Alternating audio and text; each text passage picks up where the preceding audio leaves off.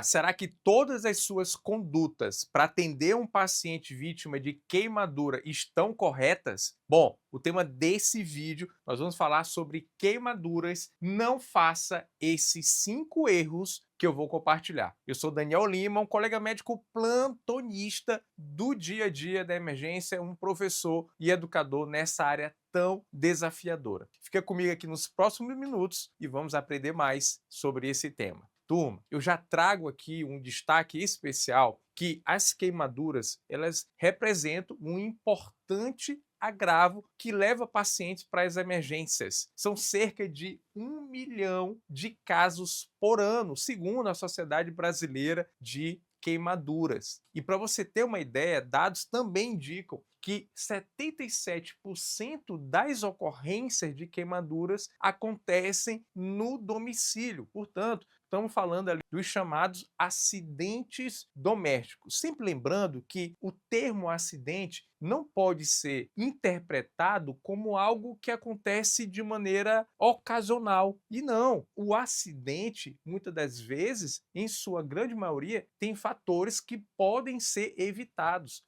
Por isso que a prevenção é um ponto forte de discussão e também uma frente de atenção de saúde, na promoção de saúde, para a gente evitar cada vez mais casos como, por exemplo, pacientes acometidos por queimaduras, e muitas delas queimaduras graves com impacto a curto, a médio e a longo prazo na vida desses pacientes. E os dados indicam que cerca de 40% desses casos envolvem crianças. Então é muito importante sabermos atender adequadamente um paciente vítima de queimadura, que pode ser uma criança, um idoso ou até mesmo um adulto. E o objetivo, portanto, deste vídeo, nós vamos descobrir 5 erros comuns de atendimento ao paciente queimado, que eu já identifiquei e continuo, infelizmente, identificando no meu dia a dia na emergência. Eu estou aí há cerca de 20 anos atuando continuamente em plantões na emergência. O hospital onde eu atuo, que é um dos maiores hospitais de emergência e trauma público do Brasil, tem um centro de queimados e acaba sendo uma referência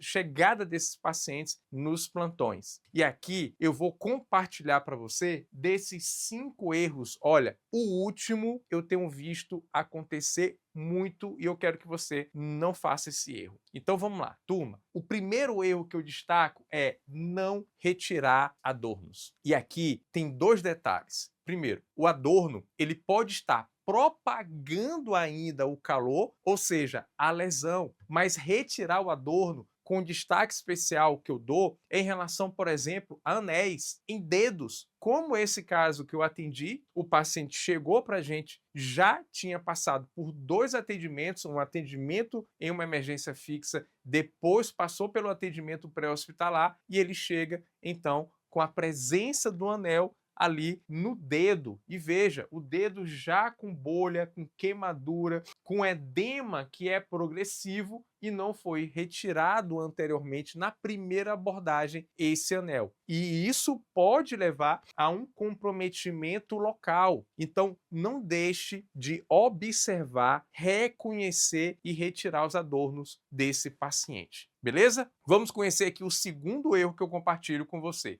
Turma, o segundo erro que eu quero que você não faça é, durante um atendimento de um doente grande queimado, você querer colocar um curativo úmido. Turma, um paciente grande queimado, ele vai ter uma superfície corporal queimada extensa. A lesão na pele, nós perdemos, o paciente perde a capacidade de manter o calor corporal. Então ele vai perder calor para o ambiente, consequentemente diminuindo a sua temperatura. E quando você faz então um curativo úmido neste paciente grande queimado, isso vai levar a um quadro, pode levar a um quadro de hipotermia e certamente isso poder então agravar ainda mais esse paciente. Então muita atenção para isso. E ainda eu destaco que as nossas emergências, elas possuem refrigeramento. E essas temperaturas na sala de emergência podem também interferir na indução de hipotermia nesses pacientes.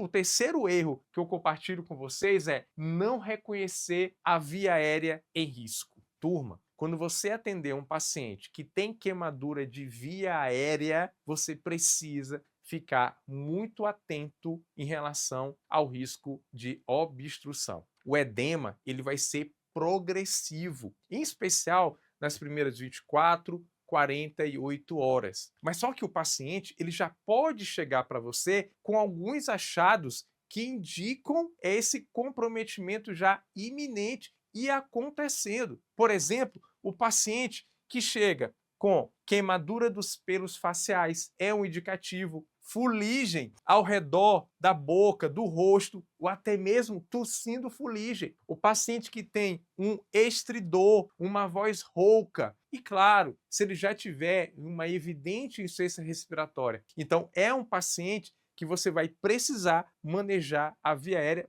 para uma via aérea definitiva. Como aconteceu no meu último plantão, chegaram 2 pacientes simultaneamente, praticamente, grandes queimados, enquanto a gente estava iniciando a laringoscopia no primeiro paciente, uma senhora de 81 anos, chegou uma outra paciente de 24 anos. E o manejo da via aérea avançada para esses pacientes, para essas 2 pacientes, foram um dos pontapés iniciais do atendimento. Quando eu fiz a laringoscopia da segunda paciente, que eu realizei, executei a intubação, utilizando o buge, via aérea edemaciada, estreita na região glótica, dificultando e, obviamente, trata-se de uma via aérea difícil. Então, muita atenção e reconheça, não atrase o reconhecimento, porque você pode encontrar uma situação ainda pior se você atrasar no manejo da via aérea desse teu paciente. Então vamos lá conhecer o quarto erro para você não mais cometer. Turma, no quarto erro é não correlacionar lesões associadas. Olha, presta bem atenção aqui. A queimadura, ela vai causar uma lesão nitidamente visual. E muitas das pessoas, elas são visuais, ou seja, vai chamar muito a atenção aquela lesão, aquela queimadura. E isso tirar o foco de atenção do atendimento, da sistematização do passo a passo, onde a priorização é seguir o A, o B, o C e o D. E muitas das vezes, esse paciente ele pode ter lesões associadas. Ele pode ser um paciente grande queimado envolvido numa colisão automobilística e ter um trauma abdominal, um trauma de tórax. Portanto, temos que seguir a mesma sistematização, o X, A, B, C, D, E, o A, B, C, D, E, para atender adequadamente esse paciente. Então, muito cuidado para que você não tenha um desvio da atenção e não identificar lesões correlacionadas. Turma, é muito importante mantermos um alto nível de atenção na emergência. Com a experiência do dia a dia, dando atenção para detalhes, a gente consegue aperfeiçoar ainda mais a nossa prática. E se você é um colega médico que atua na emergência e sente a necessidade de aperfeiçoar cada vez mais a sua proficiência no plantão, para ter mais segurança no plantão, para ir mais além no plantão, não ficar travando, inseguro. Olha, o teu lugar precisa ser no Elite Emergência. Daniel, o que é o Elite Emergência? É uma plataforma educacional construída para o médico plantonista da emergência, com conteúdos focados para aplicação na prática, do ficha verde ao ficha vermelha, com discussão de casos reais, prescrição, construção de um raciocínio clínico. Todas as ferramentas através de uma metodologia e didática exclusiva que vai garantir que você tenha plantões seguros e conscientes. Olha, o link está aqui no descritivo desse vídeo. Não perde tempo, vai lá, te inscreve e seja um médico do Elite Emergência. E vamos juntos aprofundar ainda mais esse tema tão importante e que é desafiador no dia a dia da emergência aqui no Brasil. Eu te espero lá. Então vamos lá, turma. Vamos conhecer o quinto erro que eu ainda vejo acontecer muito e que,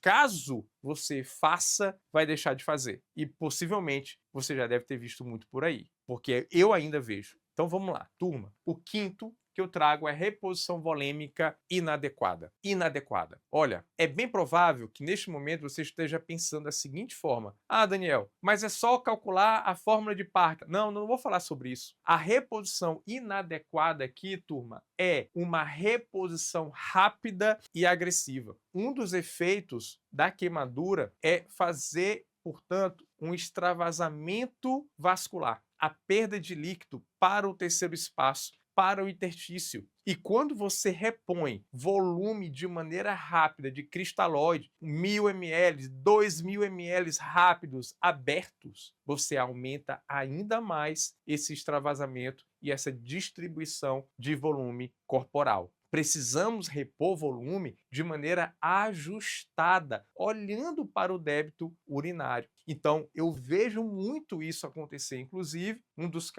os 2 casos do último plantão, os pacientes tinham recebido uma reposição volêmica inadequada de maneira rápida e agressiva. É da realidade do dia a dia do plantão que eu procuro construir os conteúdos e que eles sejam aplicados na prática. É sair de cada conteúdo desse e você ter a possibilidade de aplicar na prática. Então, muita atenção. Cuidado para não repor volume de maneira agressiva e rápida nesses pacientes, a não ser que seja um paciente que tenha algumas indicações, como uma hipotensão, você já ter aquele doente hipotenso e que essa hipotensão seja relacionada com a hipovolemia não hemorrágica, porque o paciente que tem hemorragia e tem a queimadura, precisamos priorizar a transfusão, se indicado, e o controle dessa hemorragia. Se você, então, gostou desse vídeo, você precisa ainda levar essa mensagem, que cada detalhe faz a diferença, e eu estou aqui para te ajudar a colaborar para fazer diferença na tua vida com um entendimento de uma educação médica voltada ali para a emergência e para o trauma. Clica no joinha se você curtiu esse vídeo, te inscreve no canal se você é novo aqui e ainda não se inscreveu no canal, e assim você vai receber conteúdos novos que chegarem aqui e você ter de primeira mão. Inclusive, pode maratonar os diversos conteúdos que já estão aqui disponíveis. Dá uma conferida no próximo conteúdo que vai ser sugerido aí para você. E o convite de sempre é o Bora Salvar. Tchau, tchau e até a próxima.